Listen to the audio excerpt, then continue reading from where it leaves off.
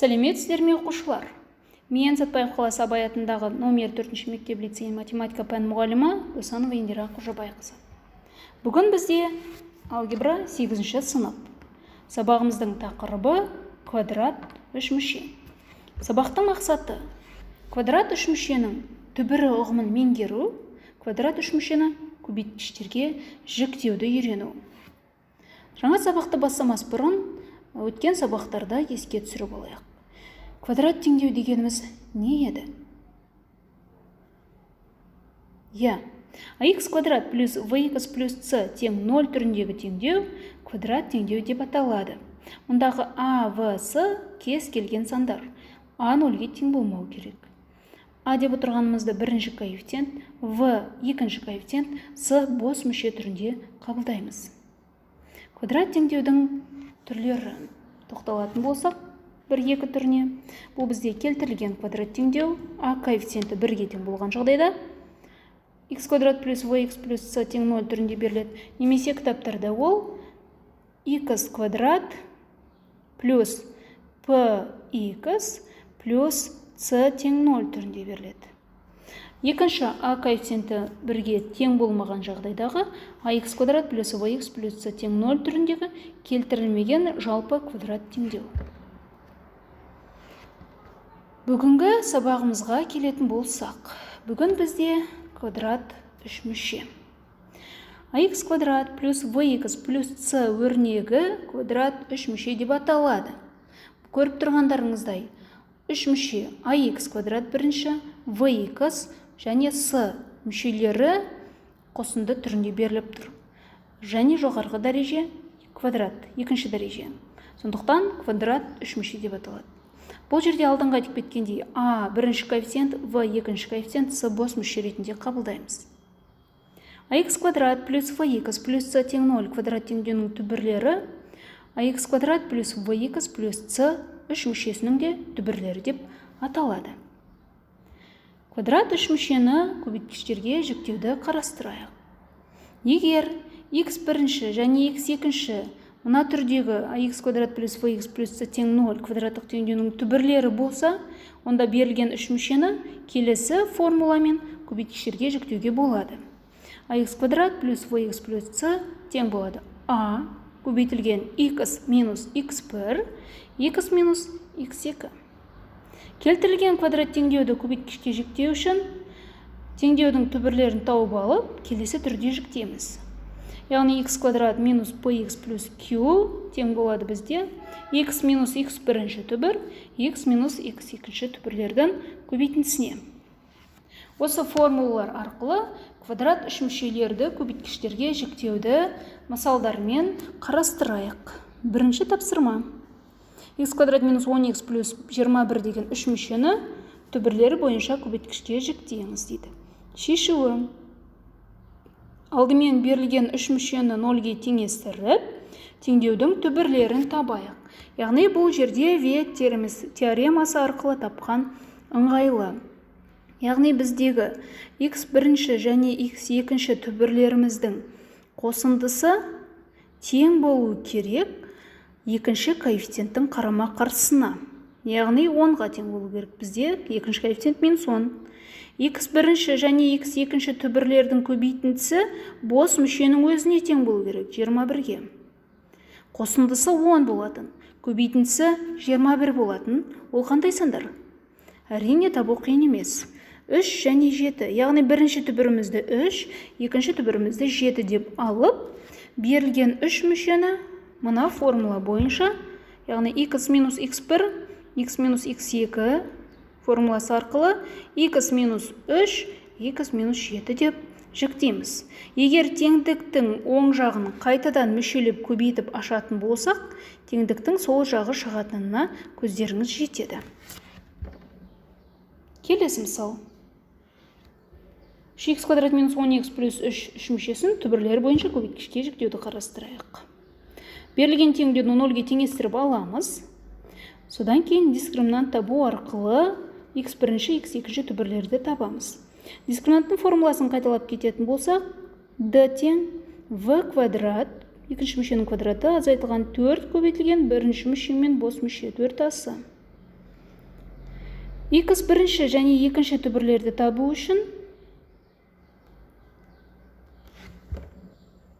минус v плюс минус түбір асты d бөлінген 2a формуласын пайдаланамыз. Плюс бір түбір минус екінші түбір деп, бірінші түбіріміз бізде 3-тен 1, екінші түбіріміз 3 болғанын көріп тұрмыз. Енді формула бойынша a міні, a-ның орнында 3 тұр бізде. X минус x1, x минус 3-тен 1, x минус x3, x минус 2. Ары қарай не істейміз? Ары қарай мына тұрған a деген коэффициентті, алдындағы көбейткішті, берілген екі көбейткіштің біреуіне мүшелеп көбейтіп кіргіземіз. Яғни 3-тен 1 бар жерге кіргізген тиімді. Өйткені 3 пен 3-тен 1-дің көбейтіндісі бізде 1-ді береді, екеуі қысқарғандан кейін. Сонда 3-ті x-ға көбейтеміз, 3x болады. 3-ті 3-тен 1-ге көбейтеміз, минус 1 болады. Сонда 3x минус 1, x минус 3 түрінде берілген 3 мүшеміз көбейткішке жіктеледі. Келесі тапсырма 2x квадрат плюс 3x плюс 3 мүшесін көбейткішке жіктеуді қарастырайық. 0-ге теңестіріп дискриминант табамыз. Көріп тұрғандарыңыздай дискриминантымыз минус 23-ге тең болды. Сондықтан дискриминанттың 0-ден кіші болғандықтан теңдеудің түбірлері болмайды. Демек, квадрат 3 мүше көбейткішке жіктелмейді. Яғни осылай жіктелмейтін де жағдайлар болады. Бізде өйткені квадрат теңдеудің түбірлері болмайтын жағдайлар бар. Дискриминантымыз 0-ден кіші болған жағдайда. Келесі тапсырманы назар аударайық. X квадрат минус 7x минус 8 алымында бөлімінде x квадрат плюс 8x плюс 7 бөлшегі берілген. Осы бөлшекті қысқартайық. Яғни бізге алдыңғы мысалдардағы квадрат 3 мүшені көбейткішке жіктеу білімі қажет болады. Бөлшекті қысқарту үшін алымында бөлімінде міндетті түрде көбейткіштерге жіктейміз.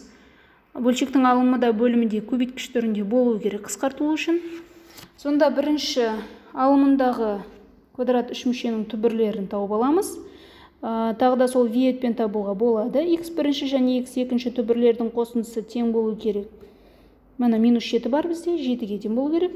X бірінші және X екінші түбірлердің көбейтіндісі минус 8-ге тең болу керек. Көбейткенде минус 8, қосқанда 7 болатын, ол әрине минус 1 мен 8 сандары екенін сіздер білесіздер. Екінші 3 мүше. Ол бізде x квадрат плюс 8x плюс 7. Яғни x1 мен x2-ның қосындысы тең болу керек. Плюс 8 деп тұр болар бізде. Онда минус 8-ге x1 мен x2-ның көбейтіндісі тең болу керек плюс 7. Яғни 7-ның өзіне. Көбейткенде 7 болады. Қосқанда минус 8 болатын сандар. Ол әрине минус 1 мен минус 7. Ары қарай көбейткішке жіктеу формуласы арқылы алымында бөлімінде жіктеп жазып аламыз. Алымында x плюс 1, x минус 8, бөлімінде x плюс 1, x плюс 7.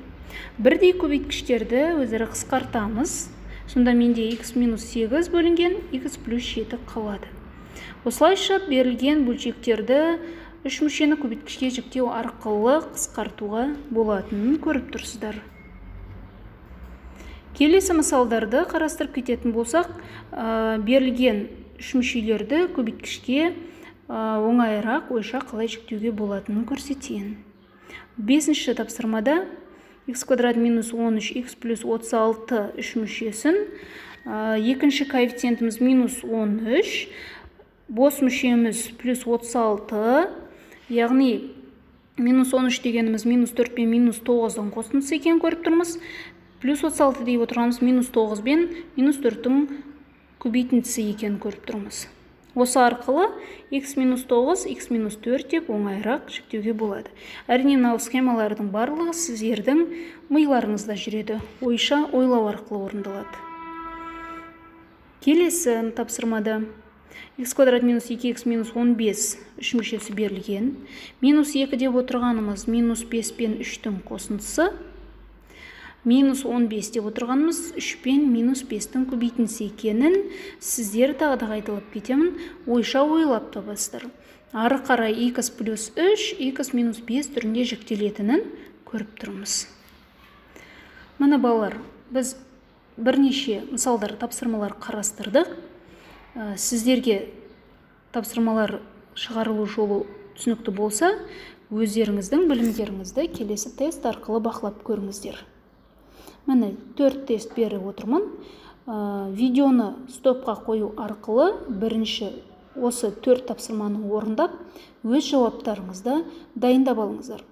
Дайындап болғаннан кейін ары қарай видеоны көру арқылы сіздер тест жауаптарын көретін боласыздар. Мен тест жауаптарын берейін. Сіздердің жауаптарыңызбен менің жауабым сәйкес болса, өздеріңізді бағалаңыздар. 4 балл алсаңыздар, сіз тақырыпты өте жақсы түсіндіңіз деген сөз. 3 балл алсаңыз, тағы да видеоны бір рет қарап шығып, тапсырмалардың қай жерден қате кеткеніңізді өз-өзіңізбен жұмыс жасауыңыз керек. 1-2 балл алсаңыз, сізге әлі де бірнеше рет жаттығу керек екенін ескертемін. Бірнеше рет видеоны қараңыз, тағы да қосымша материалдар қарауға кеңес беремін. Сіздерге сабақ пайдалы болды деп ойлаймын. Сау, саламат болыңыздар.